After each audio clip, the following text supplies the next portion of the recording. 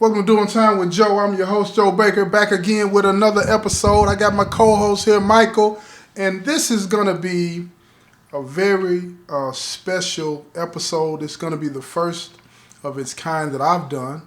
I hope that this is the last of this type of episode, but realities of life hit us sometimes, and in this episode, we just want to pay tribute to a special person. But I'm going to let Michael take over right now and do the talking, and then I'm going to jump right back in. Go ahead, Michael.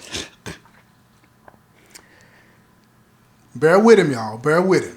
This is a touchy one right here, y'all. Just get yourself together. You'll be all right. You'll be all right.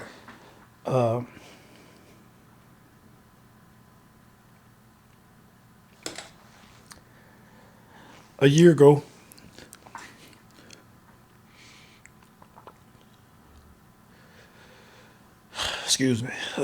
my mother died, and I was unable to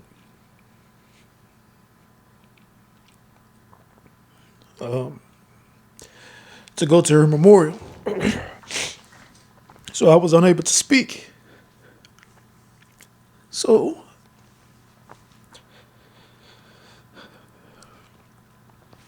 I asked if Joe would help me out and give me this opportunity to memorialize my mother and to pay tribute to her. A wonderful woman. Yes. My mother raised three of us by herself. Tell everybody her name. Tell everybody her name. Lillian. I want everybody to know. Lillian Gordon, and she raised three of us by herself. And whoever said that a woman can't raise a man was absolutely wrong, because she raised two of us, and a wonderful woman, my sister. Shout out to my sister Leslie, because she had it. She had it the worst because she had to take care of my mom by herself, and I should have been there, but in my stupid young life, made some bad decisions. And of course, those of you who have listened before know that I committed a murder. I've been here 27 years. I have an opportunity to get out maybe this year or next. So I missed out on it. But I was blessed to be able to at least go see her, because the institution took me to go see her. But it's still hard being in this situation. Mm-hmm. And for all those who've lost a parent, I know you feel me. Yeah. But like I said, she was a wonderful woman because. Okay, let me ask you something. I don't want to cut you off, but let me ask you this. They did not take you to the memorial service. No. But if you would have gone, you was going to speak. I don't know. Probably okay. Would have. I probably would have. You're going to speak today. I probably would have. Tell us what you would have said to her about her. Well, first of all, we played "Dear Mama" at the memorial, mm-hmm. and that was our song. Yeah. Because it touched on all the stupidity that I did. Yeah. You know. And, yeah. I played it for her one day. She was at the bowling alley, and she said, she started crying. She's like, "Why did you call me and do this now?" She said, "I'm trying to bowl."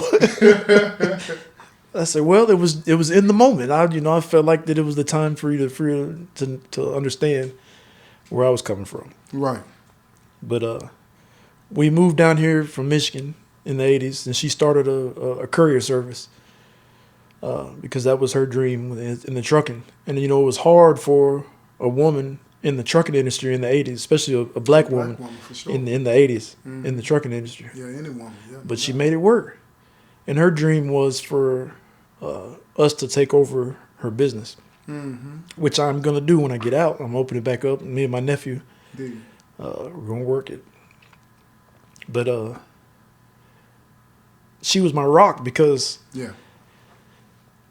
anytime I called home and said I needed something or her to call somebody because somebody in here was doing something crazy, Right. she had every last one of the phone numbers and called. Yeah. Because I remember a time I was at Lake County and I got a write up Mm-hmm. and they tried to give me a Class B. And it was a Class C that I signed for. Mm-hmm. So I was like, Mom, can you call somebody and check on it? She called.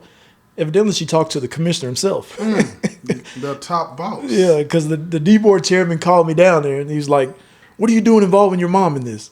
Right. I said, sir, I tried to talk to you and you didn't want to talk to me. And Right. So I had to do something. Yeah. Well, I could get you for this Class B, but I'm going to give you the Class C.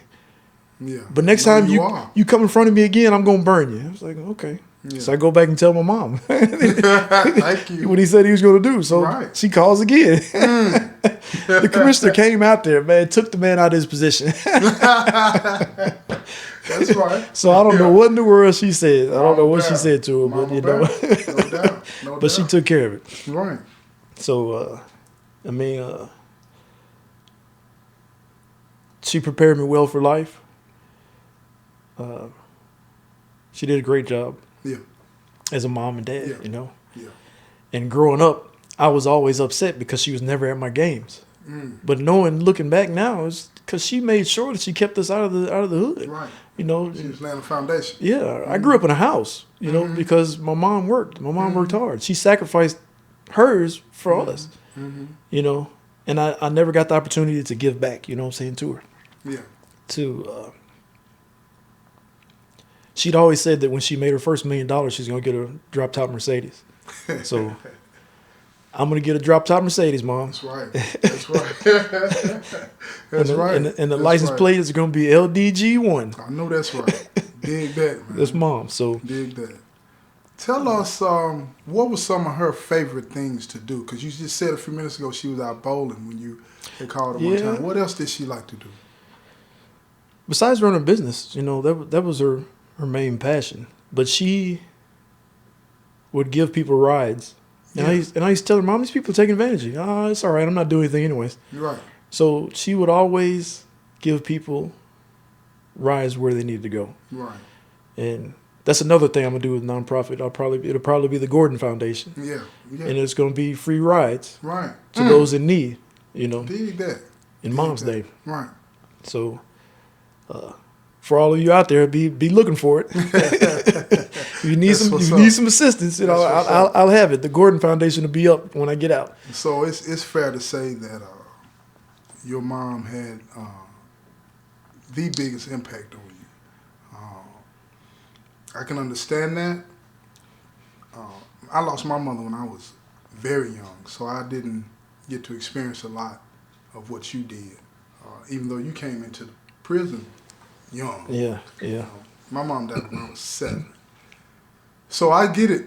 I get it, man. But I wanted to ask you, what would you say to those individuals out there that may be involved in all kinds of things and they have that mother that is at home working, trying to provide for them and build that foundation for them to be able to live a decent life? What would you say to those that are taking that for granted? First of all, slow down and live life. Your mother's been there and done it, so she knows what she's telling you. So pay attention to what she's telling you. You may not think right now that it's going to be any good.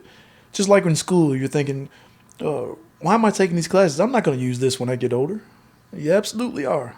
Yeah. You absolutely are. Those lessons that you get from your mom, you're going to use when you get older. Because I find myself quoting my mother all the time. Don't cut off your nose to spite your face. It was her favorite thing. Don't burn those bridges. So give us something that, what advice did your mother give you when you were young that you ignored, that you think about today? She'd always say that the one thing that they can't take from you is your education, what you learned, what you retained.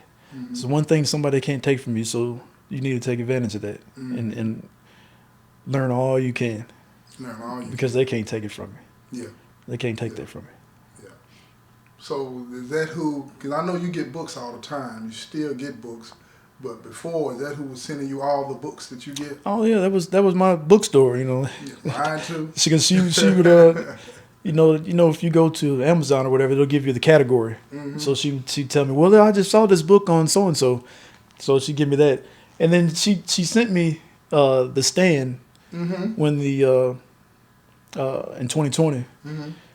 And I was like, Mom, you know I don't read that kind of stuff. Right. She said, I just thought you should read it because this was happening today. And I was like, you know I don't read it. 1,400 and some odd pages. It's like, you know I don't read that kind of stuff. Yeah. But, of course I read it because my mom sent it to me. It to you.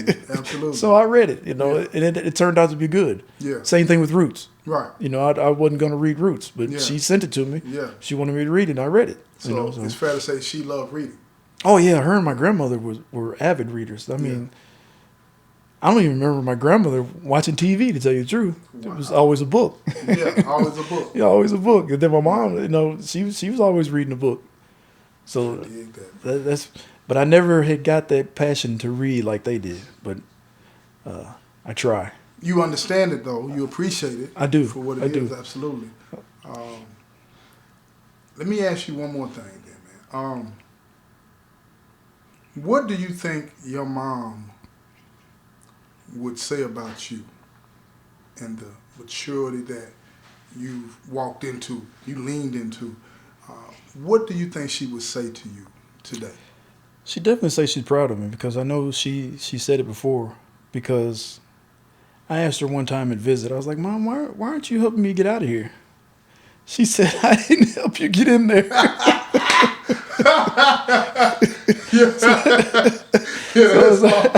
At the time, of course, I was upset. But then, after thinking about it, absolutely right. You sure didn't, because you prepared me for life. You didn't teach me this.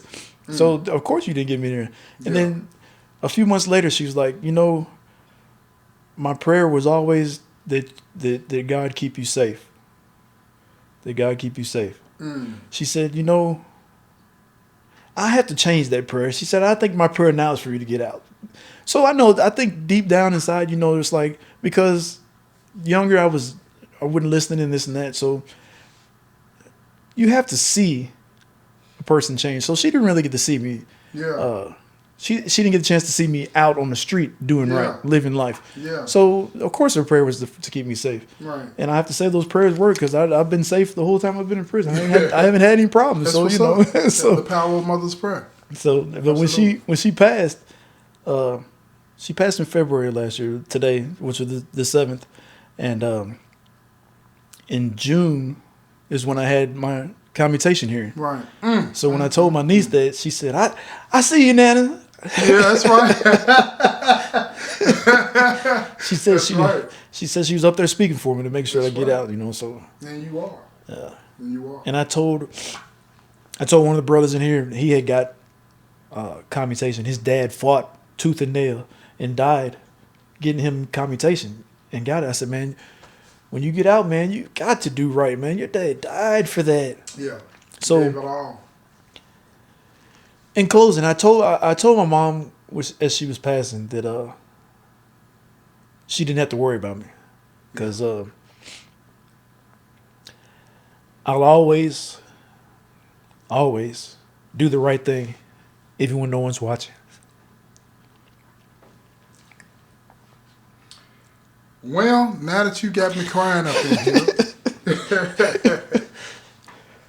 we're gonna wrap this up, man. And I know you're gonna do good. I do, and I know that she's watching. And I want to thank you for allowing me to do this. It's probably one of the most profound shows that I've done and probably will ever do. And I appreciate you. I appreciate you letting me do this. Yeah. Love you, Mom. Love you, Leslie and Wesley and family. I love you too, Joe, for letting me do this. No doubt. Love you too, bro. All right. This has been another episode of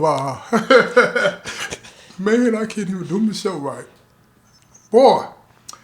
This has been another episode of Doing Time with Joe. I'm your host, Joe Baker, and I say peace, y'all.